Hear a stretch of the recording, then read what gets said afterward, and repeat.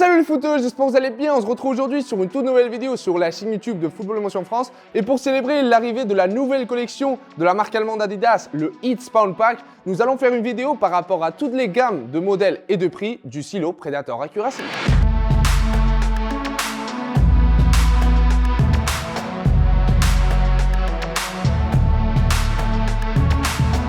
Alors les footeux, nous allons commencer premièrement par les hauts de gamme. Nous avons la gamme Plus et la gamme .1 du nouveau silo Predator. Et si vous voyez bien, je les ai regroupés parce que tout simplement d'un point de vue technologique et technique, ces trois paires de chaussures dans ce cas sont exactement pareilles. Il y a juste la seule différence que nous allons retrouver, ça va être tout simplement s'ils n'ont pas de lacets ou si par contre ils en ont.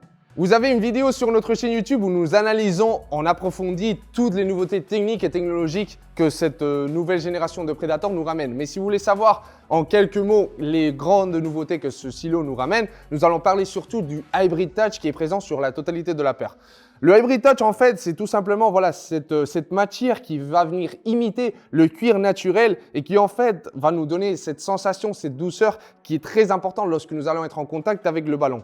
De plus, du fait que c'est une matière synthétique, nous allons avoir plus de durabilité et surtout moins d'usure. Dans le sens où lorsque nous avons du cuir naturel sur notre paire de chaussures, c'est vrai qu'au fur et à mesure des entraînements, nous avons surtout beaucoup de fois qu'il y a beaucoup d'espace qui se crée du fait de l'élasticité du cuir naturel. Mais grâce au Hybrid Touch que nous avons sur la totalité de la paire, ceci ne va pas être un problème et notre chaussure va s'adapter à la perfection à notre pied. Une autre partie très intéressante de ces paires de chaussures, ça va être surtout la zone de prime knit de la cheville. Si vous voyez bien, j'ai ici la Predator .1 basse et ici la Predator .1 haute. Si vous voyez bien, au niveau de la cheville pour la Predator .1 basse, ou low, comme dit le modèle, en fait, nous allons retrouver une coupure un petit peu plus agressive pour en fait libérer cette zone de la cheville pour tous ces joueurs qui veulent avoir une sensation plus minimaliste lorsqu'ils portent une chaussure de football. Entre la .1 et la Predator Plus, vous voyez bien au niveau des coupes, on se retrouve à quelque chose qui est très semblable parce qu'en fait, voilà, les deux chaussures conservent exactement la même anatomie. Si nous parlons maintenant de la semelle, pour les trois chaussures que j'ai ici devant moi, nous avons une semelle en deux modules. Un module pour la zone du talon et un module pour la zone du métatarse. Ceci va causer quoi? Qu'en fait, tout simplement, nous allons avoir une très grande réactivité parce que cette zone centrale du pied est libérée. Donc, du coup, lorsque nous allons fléchir notre pied pour accélérer, freiner ou changer de direction, nous allons avoir moins d'interférences et donc, du coup, notre réactivité va être plus grande pour mieux changer de direction. Et finalement, les footeux, le dernier détail dont je vais vous parler, qui, depuis mon point de vue, est plutôt esthétique que fonctionnel, ça va être surtout voilà, cette barre que nous retrouvons sur la zone interne de la chaussure qui vient marquer la quantité de grippe que nous avons. Si vous voyez bien, pour la chaussure sans lacet, nous sommes à 5 sur 5 et pour la chaussure avec lacet, nous sommes à 4 sur 5. Mais du coup, la question que vous pouvez vous poser en voyant cette barre de grippe, c'est en fait vous dire que la version avec lacet nous donne moins de grippe que la version sans lacet. En fait, tout simplement, c'est une question de quantité. Si vous voyez bien, si on compare les zones supérieures des deux paires de chaussures, vous voyez bien que du fait de l'absence de lacet, le Predator Element de la Kicking Zone vient s'élargir sur la zone des lacets pour en fait nous donner plus de présence sur la totalité de la paire. Par contre, lorsque j'ai pu tester la chaussure, en fait, le Predator Element, cette Kicking Zone, est surtout très performant lorsque nous allons donner de l'effet à la balle, c'est-à-dire que nous tapons avec la zone interne du pied. Donc, du coup, cette différence qui se trouve surtout sur la zone du lacet, en fait, on ne va pas forcément la ressentir parce que tout simplement, lorsque nous allons contrôler ou frapper le ballon, cette zone du pied ne va pas être souvent en contact avec la balle. Et donc, du coup, Steph, quelle est la meilleure entre les trois? Personnellement, la chaussure que je préfère, c'est la version .1 haute qui est aux alentours de 250 €. Pourquoi? En fait, d'un point de vue du prix, vu que celle-là, elle coûte déjà 300 €, c'est plutôt intéressant. Mais en plus, le problème que j'ai pu retrouver lorsque j'ai pu tester la chaussure, c'est surtout lorsque nous allons accélérer, en fait, il va y avoir un espace qui vient se former ici. Et tout simplement, lorsque j'ai testé la version sans lacet, vu que c'est une chaussure déjà sans lacet, il est très important d'avoir un bon lockdown. Et donc, du coup, ressentir cet espace-là me donnait très peu de sécurité. Et de plus, pour la version basse, en fait, du fait que c'est une coupure plutôt basse et donc du coup plutôt agressive, en fait l'espace vient être juste à la même hauteur que le talon d'Achille. Donc du coup pour moi ça devient très inconfortable. Par contre pour la version haute, en fait cet espace va être légèrement au-dessus du talon d'Achille. Donc du coup tout ce qui est notre structure du pied qui va venir d'ici jusqu'à la pointe du pied va être bien ancré au sol et donc bien ancré à la chaussure pour nous donner le maximum de sécurité possible. Passons maintenant à la chaussure de milieu de gamme du silo Predator et nous avons ici entre mes mains les Predator Accuracy .2. Si vous voyez bien, il y a juste une version en comparaison la Predator Accuracy de haut de gamme qui dans ce cas-là possédait 3 versions différentes et également pour le modèle d'entrée de gamme. Alors c'est une chaussure qui coûte aux alentours de 140-150 €, mais en fait ce qui est très intéressant c'est la richesse technologique que cette chaussure possède. Parce qu'en fait si vous voyez bien sur la totalité de l'upper, nous retrouvons le Hybrid Touch qui est présent sur la haute gamme. C'est vrai que lorsque nous le touchons avec les doigts, il n'y a pas exactement les mêmes sensations, la même finition premium que nous pouvons retrouver sur la gamme .1 et plus, mais quand même nous retrouvons un ensemble qui est plutôt moelleux et qui en fait va s'ajuster à la perfection à notre pied.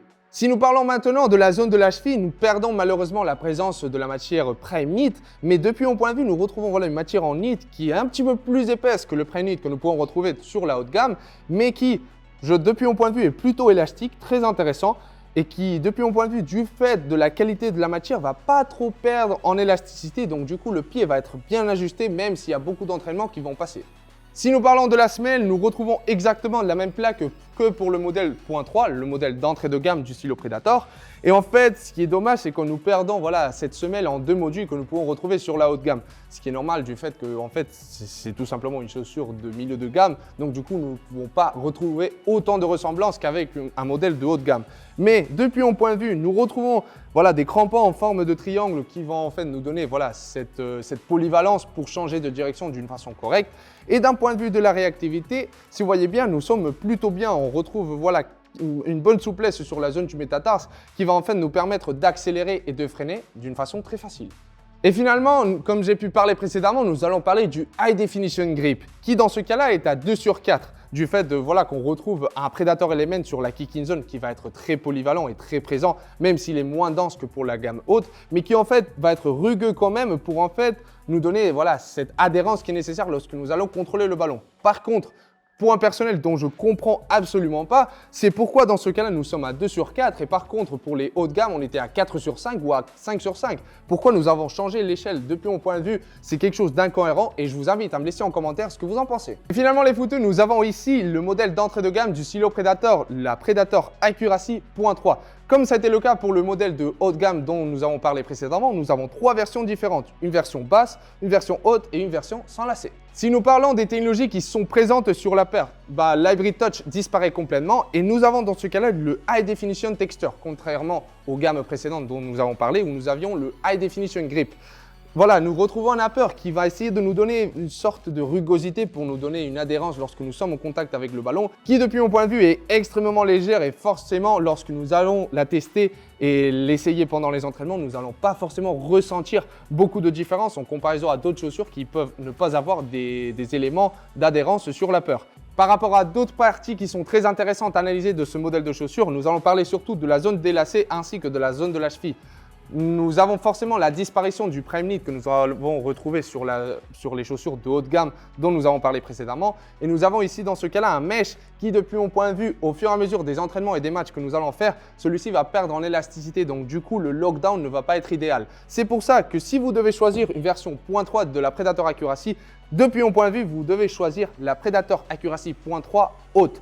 Pourquoi? Parce qu'en fait, même si nous retrouvons exactement les mêmes matières que pour la version sans lacet, en fait, la présence des lacets va nous donner cette ajustabilité qui est très importante pour en fait être en sécurité lorsque nous allons jouer nos matchs. Et finalement, par rapport au modèle .3 en version basse des Predator Accuracy, nous avons les mêmes technologies que pour les 2 autres modèles. Mais par contre, la seule différence que nous allons retrouver, ça va être surtout cette languette qui, depuis mon point de vue, sur la zone des lacets est individuelle. Mais lorsque nous allons sur la pointe du pied, sur la fin des lacets, nous allons voir que la languette est cousue. Depuis mon point de vue, c'est quelque chose que moi personnellement j'aurais préféré une languette qui soit totalement individualisée pour en fait pouvoir retrouver cette sensation d'ajustabilité et que en fait cette chaussure s'adapte au mieux possible à notre pied. Donc voilà les footeux par rapport à cette vidéo sur les gammes et les modèles du stylo Predator Accuracy qui fait partie du Hitbound Pack et qui bien évidemment comme un pack d'Adidas va se composer du stylo X et du stylo Copa. Et bien évidemment, si vous avez kiffé le contenu, n'hésitez pas à liker et à vous abonner à la chaîne. Et surtout, laissez-moi en commentaire quel est le modèle qui vous a le plus plu. Et on se retrouve sur une prochaine vidéo.